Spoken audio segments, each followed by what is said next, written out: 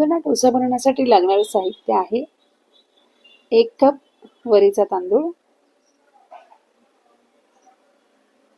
1/4 cup साबुदाणा आणि 1/2 cup दही. तर इथे साबुदाणा जो आहे हा मी थोडासा परतवून घेणार आहे.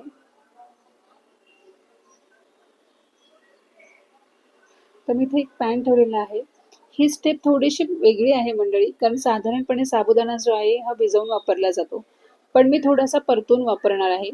त्याचं कारण म्हणजे असं की साबुदाण्यामध्ये असलेला रॉ फ्लेवर जो आहे हा कम्प्लिटली निघून जाईल आणि तो थोडाशी नटी टेस्ट देईल, जेणेकरून साबुदाणा डोसा जो आहे हा खमंग लागेल. आणि जर मंडळी तुम्ही पहिल्यांदा उपवासामध्ये जर साबुदाणा डोसा करत असाल ना, तर ही स्टेप नक्की ट्राय करा. कारण आणि मला तुम्हाला असं विचारायचं आहे की तुम्ही साबुदाणा कुठल्या पद्धतीने वापरता, भिजवून, डायरेक्ट की परतवून? कमेंट बॉक्समध्ये नक्की सांगा. अजून थोडंसं आपल्याला साबुदाणा जो आहे हा परतवून घ्यायचा आहे. साबुदाणा जो एक आहे ना, हा एक स्टार्च आहे आणि त्यामुळे तो आपल्याला भरपूर एनर्जी देतो, पण जर जास्त वापरला तर भारीपणा सुद्धा जाणवतो. म्हणून साबुदाण्याचा वापर योग्य प्रमाणामध्ये करायला हवा, हे आणि ते खूप महत्त्वाचं देखील आहे.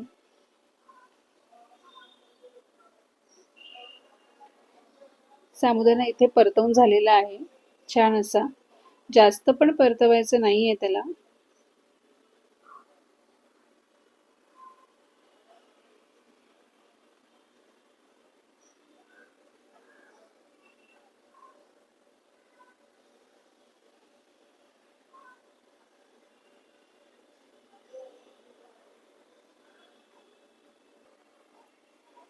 साबुदाणा थंड झालेला आहे. आता आपण मिक्सरमध्ये 1 कप वरीचा तांदूळ, भाजून थंड झालेला हा साबुदाणा ह्यामध्ये ऍड करायचा आहे 1/4 कप. आणि पहिल्यांदा याला मिक्सरमधून एक असं जाडसर वाटून घ्यायचं आहे आणि त्यानंतर मग हे दही जे आहे अर्धा कप आपण घेतलेलं हे त्यामध्ये ऍड करायचं आहे. तर इथे मी हे वाटून घेते. पाहू शकता मी हे थोडंसं जाडसर असं वाटून घेतलेलं आहे. आता ह्यामध्ये हे जे अर्धा कप दही आहे हे ऍड करून आपण याचं फाईन असं बॅटर, एक स्मूथ असं बॅटर आपण तयार करून घेणार आहोत.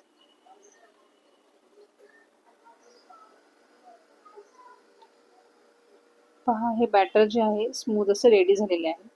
आता मी ह्या बॅटरला ह्या बोलमध्ये ट्रान्सफर करून ह्याला 2 तास फर्मेंटेशनला ठेवून द्यायचं आहे.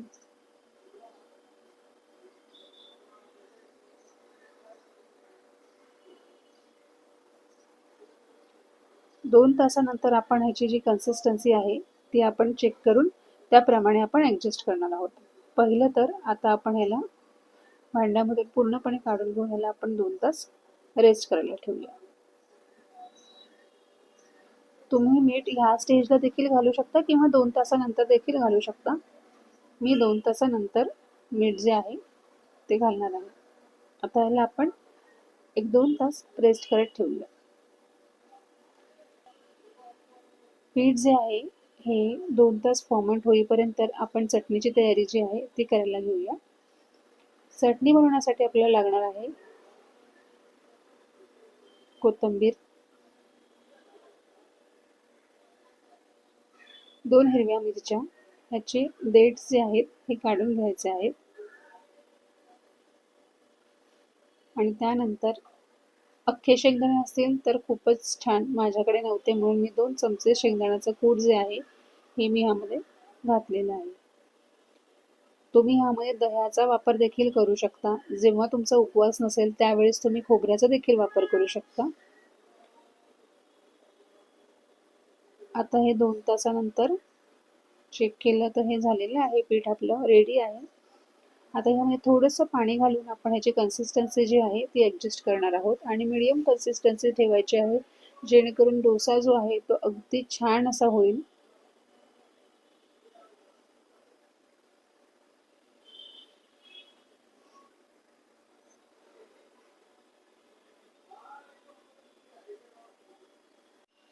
आता मी इथे एक सिक्रेट इन्ग्रेडियंट घालणार आहे आणि ते म्हणजे राजगिऱ्याचं पीठ. त्याचं कारण म्हणजे असं, आपण यामध्ये साबुदाणा जो यूज केलेला आहे तो थोड्या प्रमाणामध्ये चिकट होतो आणि साबुदाणाचा वापर केल्यामुळे डोसा जो आहे चिकटण्याचे चान्सेस असतात. तर राजगिऱ्याचं पीठ घातल्याने डोसा जो आहे एकदम खरपूस भाजला जातो, क्रिस्पी होतो आणि त्याचे छान असे डोसे बनवून रेडी होतात.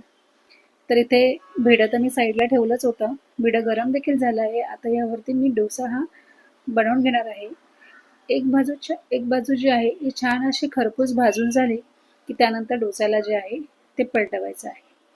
डोस्यावरती झाकण ठेवलेलं. आता चेक करूया की डोसा झाला आहे की नाही. हो, अगदी परतताना मला छान असा आवाज येतोय, म्हणजे डोसा जो आहे तो छान खरपूस झालेला आहे. आता याला आपण परतवून घेऊया. पाहू शकता छान अशा जाळ्या आलेल्या आहेत डोस्याला. हा झालेला आहे आणि खाण्यासाठी अगदी तयार आहे. तर मंडळी, कसा वाटला तुम्हाला हा साबुदाणा डोसा? जर आवडला असेल तर चॅनलला लाईक करा, शेअर करा आणि सबस्क्राईब करा. बेल आयकॉनवरती प्रेस करायला विसरू नका, जेणेकरून नवीन नवीन रेसिपीच्या अपडेट्स तुम्हाला मिळत राहतील. भेटूया पुढच्या भागामध्ये. तोपर्यंत धन्यवाद.